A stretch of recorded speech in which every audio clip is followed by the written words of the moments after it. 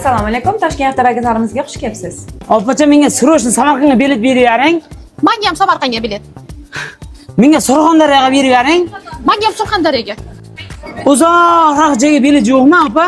Albatta bor, davlat tomonidan qo'yilgan avtobuslarimiz Toshkent, Kazan, Dushanba, payshanba kunlari yuradi. Unchalik qimmat emasmi? Men o'zim to'layman. Qorong'siz? Yo'q, qimmat emas, atiga 700 ming so'm. Bizda Moskva, Toshkent, Orexova, Zuyevadan Buxoroga ham avtobuslarimiz bor.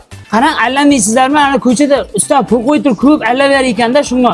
Yo'q, bu davlat avtobusi. Ishonch raqamlarimizga telefon qilsangiz, biz sizga videoroliklar ham bor, onlayn bilet olishni tashlab beramiz.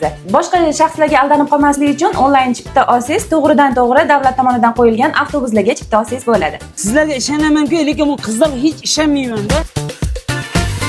Xo'p, mayli, birga ketamiz. Lekin borku, alohida joyga o'tirib ketamiz. Ko'chada ham borku, alohida joyda ovqatlanamiz. Bo'ldi O'tkir aka, men sizni tushundim. Mehmonxonada ham alohida xona olamiz-a? Nega?